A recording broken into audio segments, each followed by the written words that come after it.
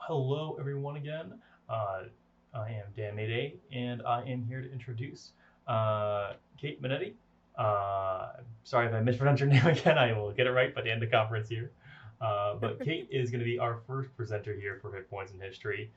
Kate's presentation is going to be a short history of mummies in video games, and we'll be running this from 10 a.m., so top of the hour now, until about 10:45 a.m. Central Time. There is going to be 15 minutes reserved for Q&A towards the end here. So if you have any questions, you'll see on the right-hand side, there's a little kind of bluish, whitish, kind of glowing neon line to line up and ask questions in that little square there. I'm actually going to walk over there just to show you how it looks. And from here, you can see I'm still presenting to everyone as soon as I step into that square. So if you have questions, when you do, and we'll be mostly saving those towards the end, you can also go ahead and put them into the chat if you have a question as well. We'll go ahead and ask those out there, but for the duration of this presentation, as Kate goes, you'll also see me in the upper right corner. So feel free to go and talk to me one-on-one or chat with me there if you do have any concerns as you go through the presentation there.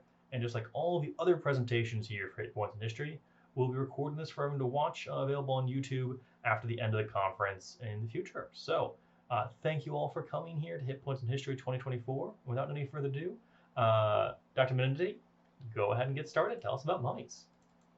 Thank you.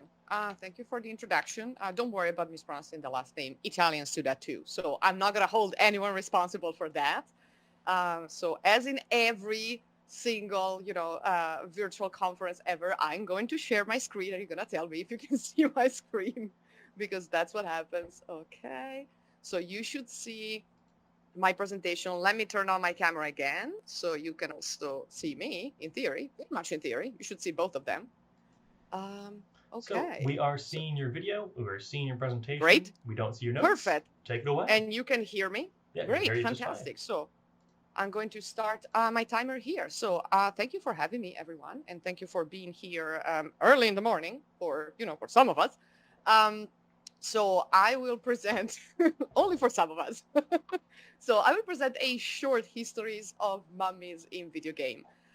This is a project on which I've been working for the last 11 years, more or less. My very first academic paper was on Egyptian monsters and mummies in video games. And I finally, came to the conclusion that someone needed to work on these things seriously.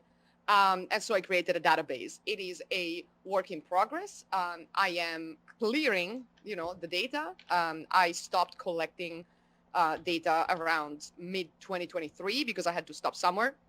The end goal is to make my whole database open access and available to everyone. So then whoever wants to pick up from there can use it because games are around for everyone and academia should be open to everyone. So that is the main idea. So today I'm going to do a few things. So first I'm going to introduce the mummies as a monstrous category. I'm going to use monstrous in quotes for reasons that I will explain later. I will give a short introduction to my database, and then I will show you some quantitative analysis that I've been doing with the data that I've collected on the distribution of mummies, the role that they play, and the playability of said mummies in certain types of games. Then we will talk about tropes, right? What kind of tropes do we find in popular culture when we talk about mummies? What kind of trope do we find in video games that have been taken from other types of popular culture? Think about books, cinema, even TV shows, of course. And why are they still there in games? Then I will kind of bring it all together for a better, like a little more in-depth analysis of mummies in games. So how they work, how they don't work. Can we play with them? How do we play with them? What role do they fulfill? And then I will wrap up, pun intended, the whole thing with some conclusions. So I will try to keep the numbers to a minimum and the discussion to a maximum because if I was here to just throw numbers at you, this would not be fun at all. But games and studies about games should be a lot of fun. So to begin with, let's talk about mummies as an ontological concept. In ancient Egypt, mummies are not a scary and evil category, right? What is a mummy? A mummy is the mummified body of an individual or an animal, because animals could be mummified as well, that has been prepared for preservation after death. Preparation means various ways of preserving the body, usually wrapping it with several layers of bandages, coating it in ointments and other substances to prevent decomposition from happening, right? The idea of a mummified body is that it should resist time and the elements, and it should be preserved because, as we will see, this is part of ancient Egyptian funerary beliefs. In European literature, of course, this is completely forgotten. And living mummies appear in Western, I should say, European literature around the 1830s. The first living mummies are not actually evil. They are ambulatory, and they have a lot to say. Edgar Allan Poe presents us a mummy whose name is Alamistakeo, who's very argumentative and really, really goes to bat for Egypt in terms of ancient Egypt was such a better place than now. Then, a few decades later, we start seeing threatening ambulatory mummies. The first one appears in 1862 in an anonymous short novel called The Mummy's Soul. And this ambulatory mummy is angry and female, which is something that we need to keep in the back of our minds because it will be, of relevance as we look at mummies in games. And then in 1892, lot number 249 by Arthur Conan Doyle throws ambulatory evil mummies on the big stage for everyone because it is a great success. This mummy is angry, vengeful, and ambulatory. The focus of the horror moves from the mummy is the protagonist to the human protagonist is the protagonist, possibly also because archaeology at that time had become way more popular than it was in the 1830s. So the mummy becomes the other, capital O, other. When we look at the screen, the big screen, of course, the first evil living mummy appears in the iconic 1932 movie, The Mummy, with Boris Karloff as the mummy. It is possible that there was a lost 1911 mummy movie, but it has not been proven. And since then, mummies have been on our screens for, quite a long time. In video games, the first instance of a mummy that I could find was in 1979 with the arcade game, Pyramid of Doom, in which, you are stuck in a pyramid as an archaeologist and you need to escape angry mummies. So from the very beginning, we see this arch of mummies that go from mummified humans to monstrous things that move around and try to hunt people. When we look at my database, I have around 204 games, and I have thrown together some plots. So this one is how many games per year contain mummies. So there are some peaks, and I'm sure everyone will know what happened around the 2000s because the movie The Mummy came out and a series of video games based on the movies also came out. So that's why there's the first peak. And the peak in 2016, 2017 is because Assassin's Creed Origins came out. And so that was also a big year for mummies in games. 2023 has the question mark because I didn't finish, the year while I was writing this paper. So, but I'll say that the median of 4 games with mummies per year from 1979 to 2023 tells us that mummies are pretty popular, right? Not as popular as people may have imagined, but they are pretty popular nonetheless. Let's talk about genre. What kind of games contain mummies?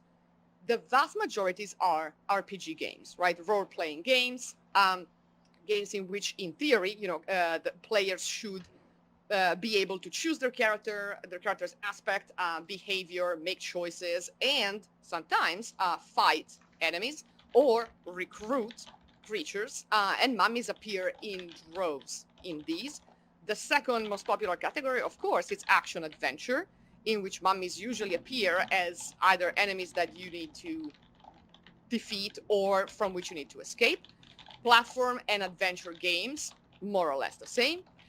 Turn-based strategy, which can also work as RPG, but it's a different category. So they appear in a lot of different genre of games. This is not like one monster per one type of game. They are very widespread as a type of creature.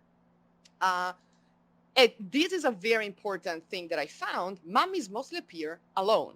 They appear on their own in 185 games out of 204. So if there is an Egyptian looking level, there may be a mummy. If there has to be one Egyptian monster, it's going to be a mummy. They appear with other quote unquote monsters only in 19 games out of 204. So that is something to be said about the fact that mummies are the most popular type of Egyptian creature that we find in games. How do they behave? Well, in the vast majority of cases, unfortunately, mummies are not playable and they are enemies. If I put NA, like not applicable, in the mummies and enemies graph on the right, it's because not applicable means that mummies are not enemies per se, but can be recruited by players or, other players or the AI as units, but they are not evil as a concept. They don't have the will to hurt players. They can just be recruited by, various sides. In very few cases, the mummies are not enemies.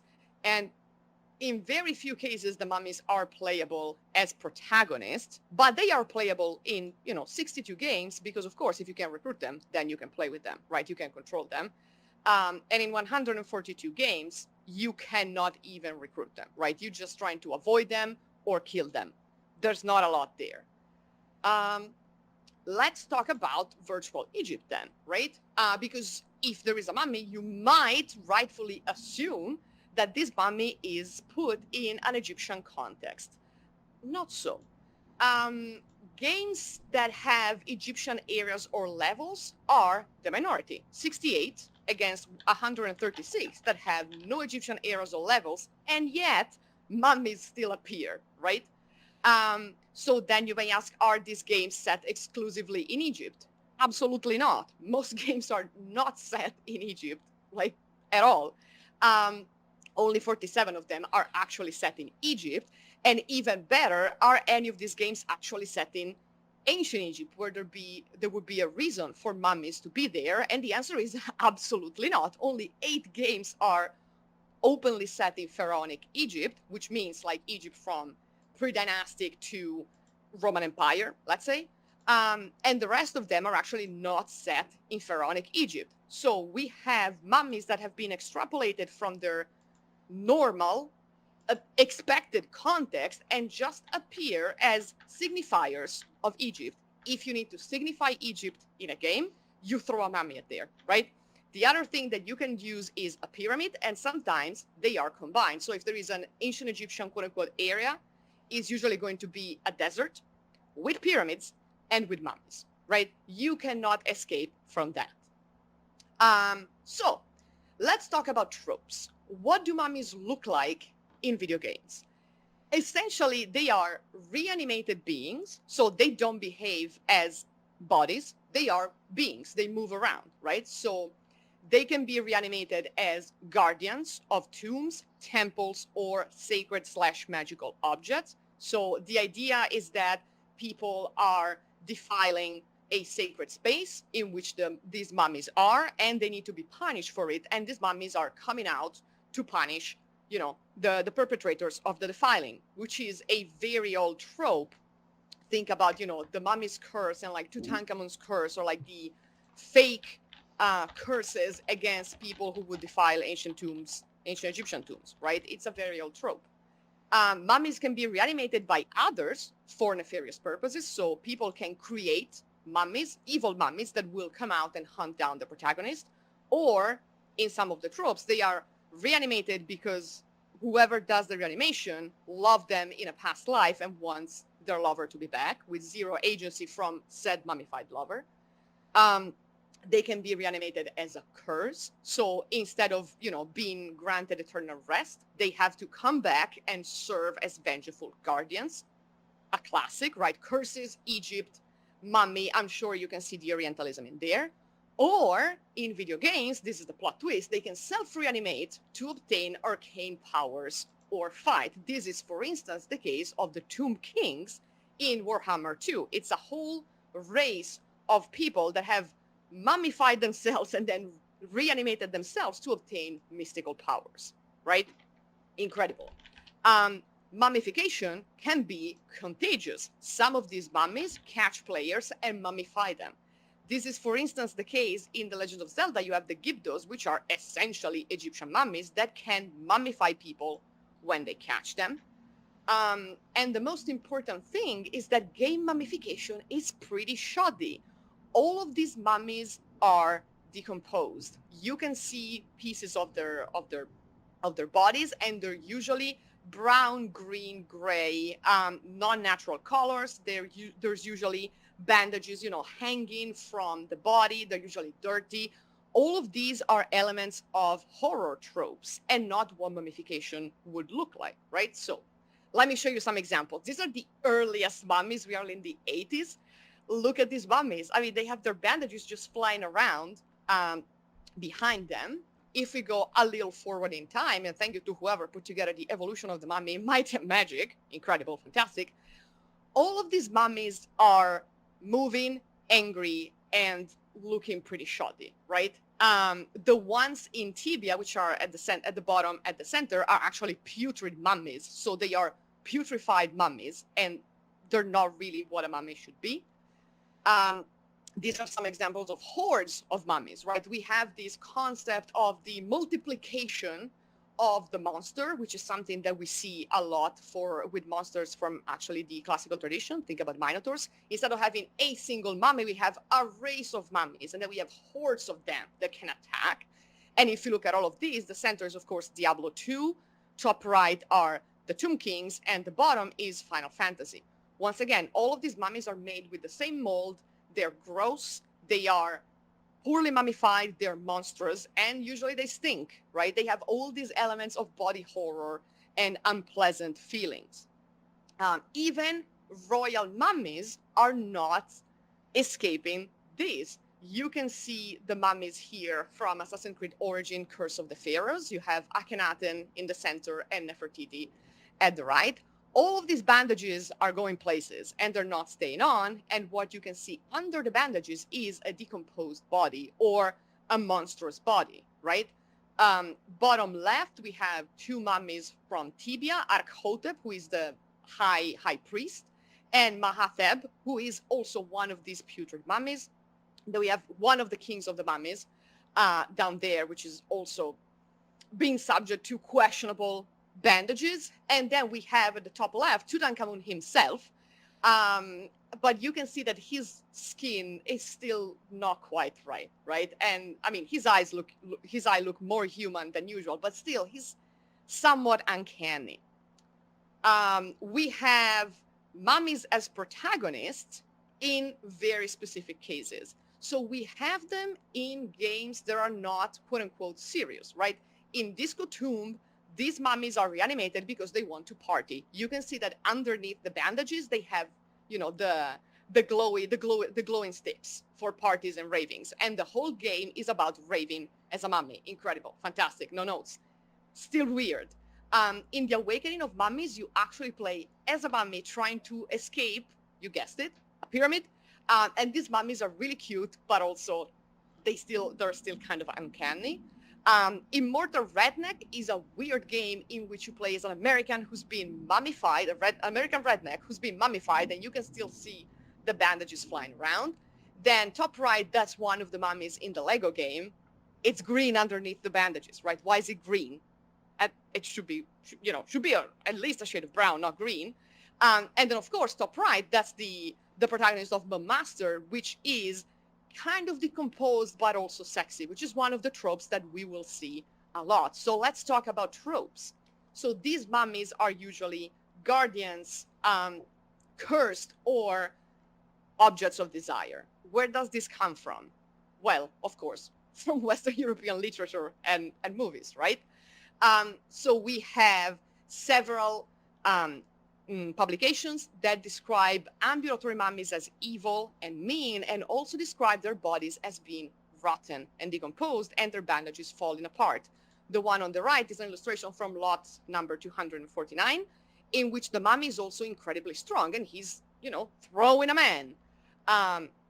In movies, once again, the mummy universe, can we call it a universe? Let's call it a universe with, Boris Karloff first and then Lon Chaney, in which these mummies are scary. They are horrifying. They are well bandaged, but still, they're more monsters than humans. And even in more modern times, we have Blood from a Mummy's Tomb, which has all the horror gore elements plus the sex desire one.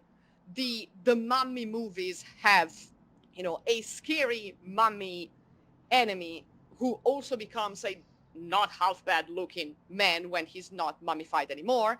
And the most recent terrible 2017 The Mummy, once again with Tom Cruise, has a female mummy who comes back to life, has terrible bandages, has 4 pupils for whatever reason, but is also incredibly attractive. She maintains the female attractiveness that is one of the tropes of mummies in literature and movies, while also being an enemy.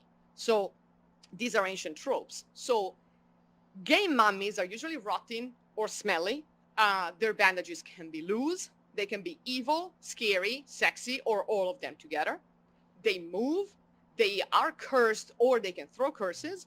They can protect places. They make noises. We didn't talk about the guttural noises that they make. Game mummies make noises that are not human. They're just quote unquote monsters. They rarely have names. We really rarely get named mummies, whereas, as we will see in like 10 minutes, preserving one's body and one's name were parts of the same process. They're often found in pyramids, which is interesting. I don't think we have found any mummies in pyramids. That's also because pyramids have been looted. But once again, there is a very superficial association with Egypt, mummies, pyramids, even though most mummies have been found actually in much later tombs than pyramids, right? Pyramids are Old Kingdom, and the mummies that we found in tombs are at least from the Middle Kingdom. So in ancient Egypt, actually, you would not see a mummy's bandages at all, right? The bandages are like the first layer that one would have. This on the bottom right is a fantastic, scheme that I found. They're the first layer that you would put on a body, and then you would wrap with larger and larger bandages to cover the body, and then put the body inside a sarcophagus. So bandages are not supposed to be seen. And in Egyptian art, this is what you see when you're looking at a mummy. It is already in several layers of bandages. It is clean. It is, perfectly made. There's no bad smell. There is no movement. Thank goodness it doesn't move. If it moves, we have a problem.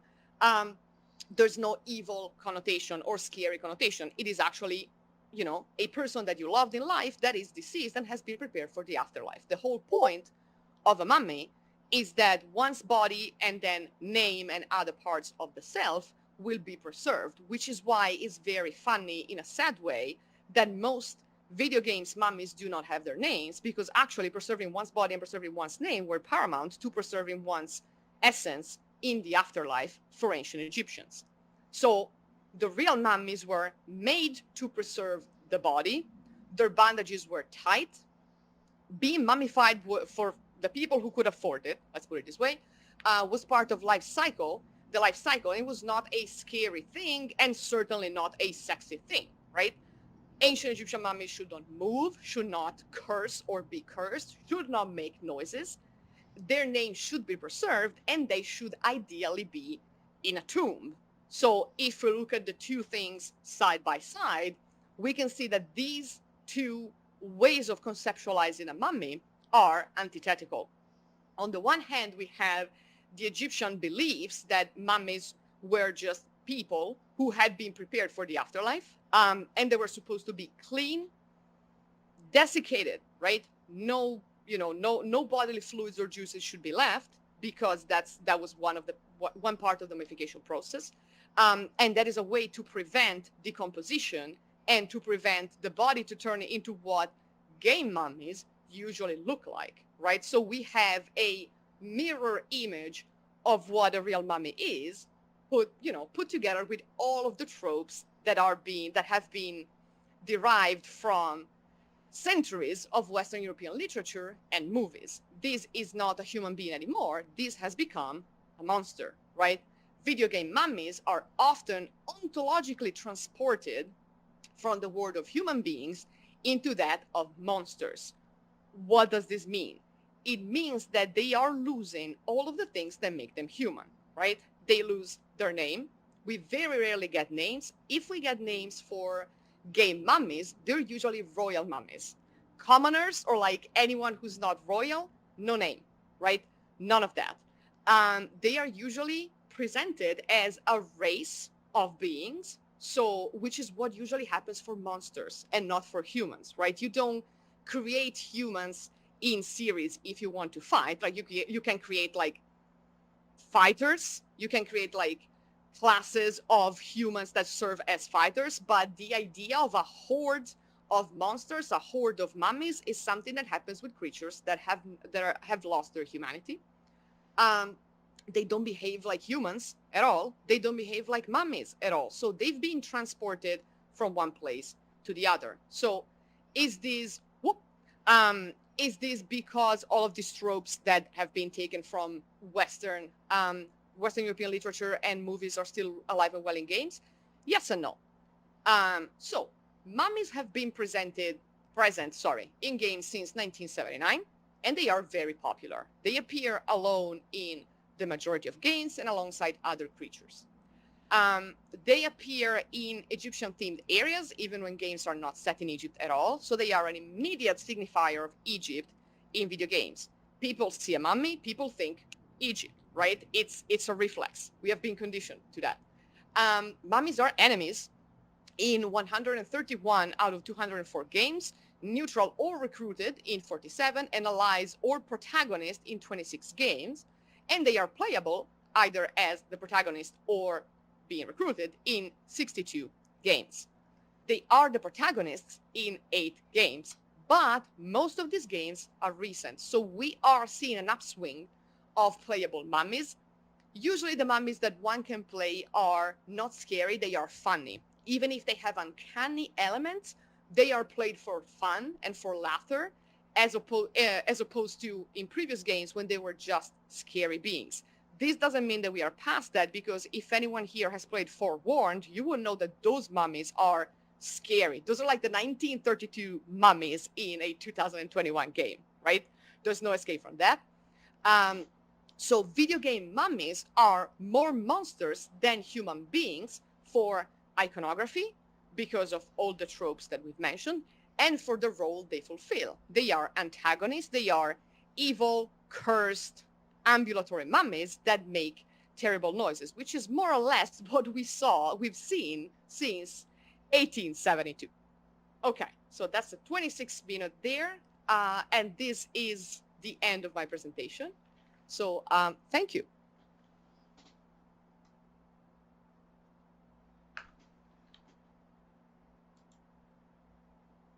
Well, thank you very much, Dr. Minniti. We now want to welcome, and Julie, you've already lined up in the Q&A line. Thank you. I want to welcome any other questions we have. Feel free to get behind Julie and ask away. I was just wondering. Oh, Hi. Hi. I was just wondering where you draw the lines about what counts as a mummy versus what doesn't. I'm thinking in particular of the cursed children of Amit from the Forgotten City. So the line that I drew, which is very subjective, is it mummified? Like, is it bandaged and could look like an Egyptian mummy? Even if it's not explicitly called an Egyptian mummy, like the Gyptos in Zelda, then I would count that as a mummy, because we're not, you know, we cannot lie to ourselves here. That's clearly a mummified being, and the mummified trope is the Egyptian one. I would love for people to study actually non-Egyptian mummies, because I know that in some horror games you have like South American mummies, which are different. They still behave similarly, but they're not clearly Egyptian. But this is a very subjective line. When I line to trace, when I write this down, I make this very clear. I didn't have the time to express the whole thing today, but that's a good question and something that I should have mentioned in the presentation. Does that answer your question, though? Oh, yeah. Thanks. Thank you. We have another question. Megan, if you want to walk up.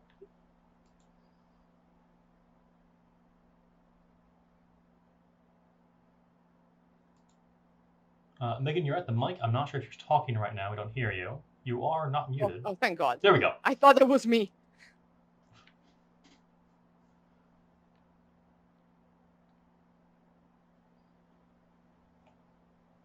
Oh, let's see. Megan is walking away, but Alan is approaching the mic. So, Alan, please go ahead. Mhm.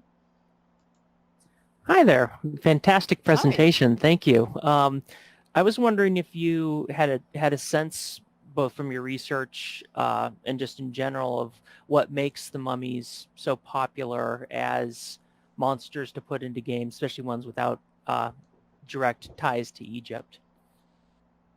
Ooh, that is a good question. That's a good question for a sociologist and anthropologist. The easy, the low-hanging fruit would be that humans like what is uncanny, and what is more uncanny than a body that should be dead and not moving, that comes up, it smells, it yells, it growls, and it tries to kill you for something that you've been doing as a white person mostly, like defiling a tomb. I do want to believe that it is that, and it is also that also connects with the fact that a lot of people, especially in the past, have found these monsters kind of sexy. So there is the old trope of Eros and Thanatos. If you want better answers to that, I would suggest reading what Jasmine Day is writing about mummies. I've been speaking to her, and she's fantastic, and she explains this in much better terms than I could ever do. Thank you for your question. That's a great question.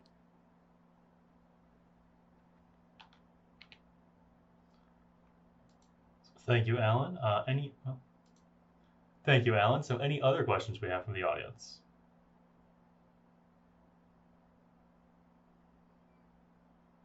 Megan's floating around in the corner there. I actually have a question for myself. Please. Kate, are you familiar with Baldur's Gate, the character Withers? Yes, it is actually part of the thing, part of the database. I am an all-time Baldur's Gate player. Okay, so Withers definitely a mummy. Yes, exactly. I played the first Baldur's Gate when it came out. I am of that generation. So, yes. Excellent. RPG mummies are always a great classic to find. And you're like, but why do they mummify the people? And then the question is because. And the answer is because of reasons. Well, we do have Megan here at the mic. So, Megan, if you want to unmute yourself whenever you're ready. Okay, I've switched computers and mics, so can people hear me now? We can hear you. Fantastic. Thank you so much, Kate. I was just wondering if you saw a connection in the playable mummies that are more of a comic figure between that comedy and a very Western discomfort with death and the afterlife. I think so. I think that is most of it. There is also something to be said about the mummies that are in children's books and shows. They are definitely not as scary and a little sanitized, which probably speaks to, Western anxiety about what happens after death, which, to be fair, if we just, took mummies as they were supposed to be in ancient Egypt, they would not be scary at all. You would not be scared of your dead grandma. And yet, there is this discomfort with body like the natural transformation of a body that happens after death, which is exactly what Egyptians were trying to avoid by mummifying people. So it's, yeah. I hope that answered your questions. I get angry when I think about that.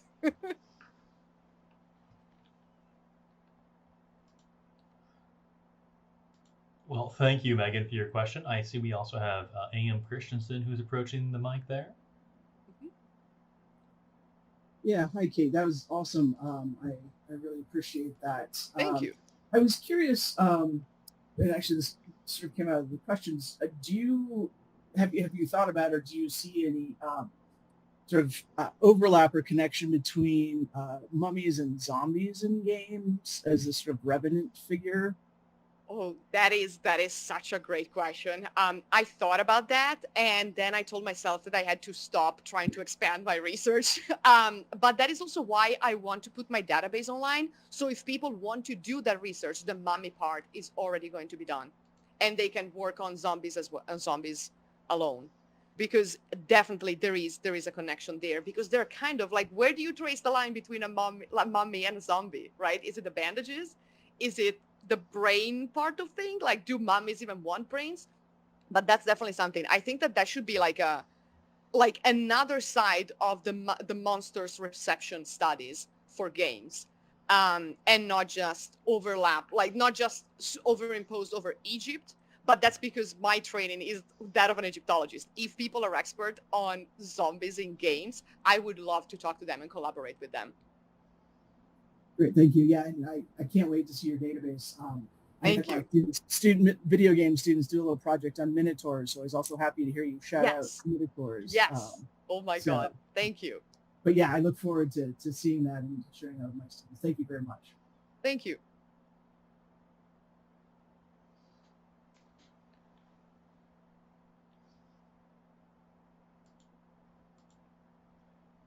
And I want to welcome anyone else who has other questions for our guest here. Excellent questions so far from everyone. Thank you, by the way. Somebody approaching here. I'm so sorry. I just thought of this question. Can you hear me go well? for it. Yes. Oh, all right. So my question is, what they can do differently in the future in the media and video games or movies with mummies, because they did the clean ones, the sexy ones. What do you think they can do? Like space mummies? I don't know. what you would be surprised. What they can do, which you can approve of. By the way, I forgot to mention that. I can add that you can approve of. Oh no. Let's put it other way. I'm trash. I like playing with scary mummies. I don't judge. Like I eat Domino's pizza, I drink instant coffee, and I play with trashy mummies. I don't care. It's not a moral judgment here. It's a pleasure of mine too. Exactly. It's like, you gotta do that. I think it would be a lot of fun to explore more mummies as protagonists. Maybe without like necessarily sanitizing them. That would be a lot of fun because there are like it would be a smart way of playing with the tropes, right? And subverting them in a funny way that is not terribly Orientalistic, but is playing on, it's making fun of the Orientalism. That would be something that I would like to see. I would also like to see more like city building games actually have mummies and like showing what happens after death. The only one that I can think of is like Children of the Nile, in which you actually see people, people's bodies being taken to the house of life and then being brought to their tombs. But in other city builders games, like, people die and like, what happens to them, right? It would be interesting. But then again, there's also the whole discourse of, is this entertaining for players and not just for scholars? So I hope there will be a happy middle ground to find. And in all of that, I mean, I also loved, and by that I mean hate, and I was scared to death by the mummies in Forewarned. So mine is not a moral judgment. It's just an academic analysis, and then the gamer in me is like, yes, please, more mummies like this. I hope that answers your question. Oh, it does. Thank you. Thank you. And we have another person here for a question. If you want to go ahead and press the mic.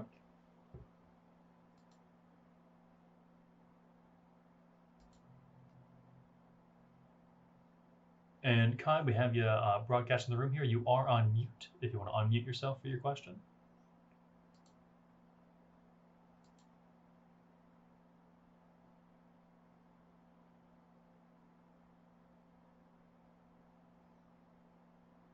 Oh, looks like Kai has just walked away. Kai, if you want to go ahead and reapproach the mic if you want, or you can also go ahead and type it into the chat. I can happily announce it for everyone as well. Seems like we're having a little tech issue there.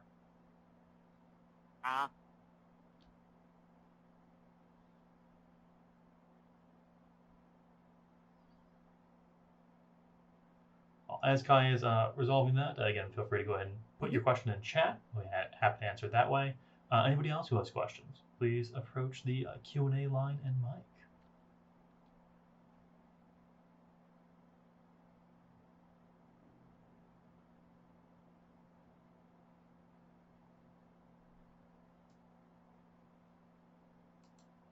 And just reading out Kai's question on their behalf.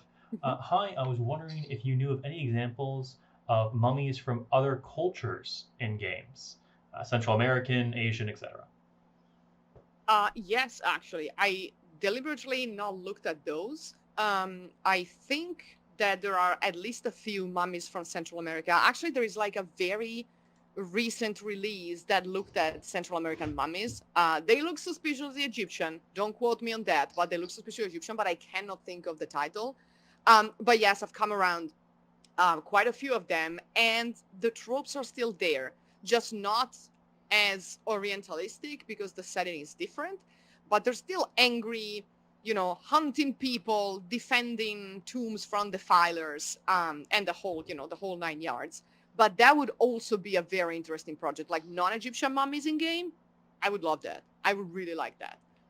But unfortunately, I had to limit my research and be very laser focused on Egyptian mummies, and even then, I'm sure I didn't capture all of them. But that would be a great sister project for this. So yeah, but they do exist.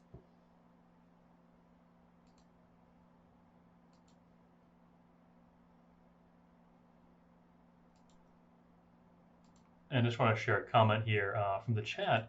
Julie shares some Egyptian mummy monster tropes show up for those for sure. CF Izanami in Smite. Mm-hmm. Yes. Yeah. Exactly. Thank you. Oh, I can see the chat now. Good. I was looking at the wrong chat. There's a few. Yeah. But yeah, also if you look at fighting games, you will find an infinite source of mummies that I purposefully did not look at fighting games because they are a category apart. Because there's a menu of monsters from which you can choose. And that would be another side project to do because these are just games that are not fighting ones. In fighting games, it's different, and I'm sure you will find some of the same tropes. I remember some of them. I remember playing some of them, in arcade games back then, and the tropes were already there. But that would be yet another project. How many projects have we, thought about in these 15 minutes of questions? 5, 4? So,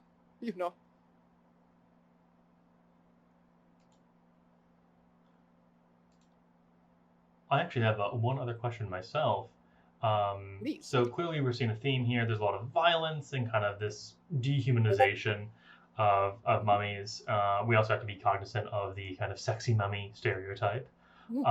Speaking from my own biased perspective here, I like to consider myself a baby game dev working on a game to be released eventually, which is a visual novel, dating sim.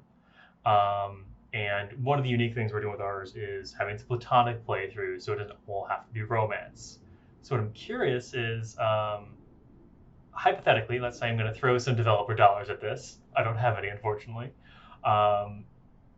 Would you enjoy seeing a visual novel about mummies? And if so, what ideas would you suggest for it? Oh, I'm probably the wrong person to ask. I don't have the patience for visual novels, but I have plenty of friends who actually enjoy them and play those games, read those things. Once again, it would be interesting to see some reversal of tropes, right? It would be nice to see some orientalistic tropes completely reversed and turn on their heads. Also to make people think about what these mummies usually look like and what they expect from a mummy on screen or on page, because some of those biases are cultural and we don't even realize that, right?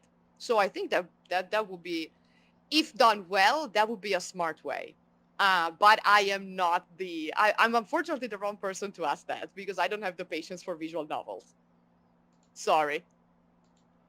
A very candid response. I respect it. I'll be honest, partially I just want to make the pun about unwrapping people's stories.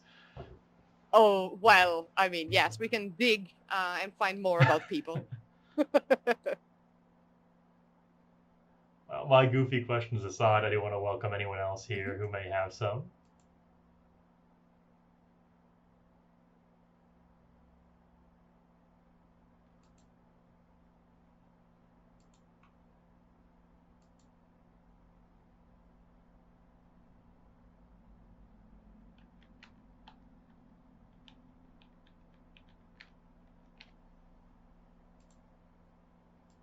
Thank you. I see compliments in the chat. Thank you, everyone. Now I'm going to be a serious person and go do my laundry. Thank you, everyone. Well, thank you very much, Kate. Pleasure having you here. And Thank you as for I'll give a having round of me. applause or confetti dancing to our first presenter here at Hit Points in History. What an honor to be the one to open. Take a bow and swap your laundry. Thank you, everyone.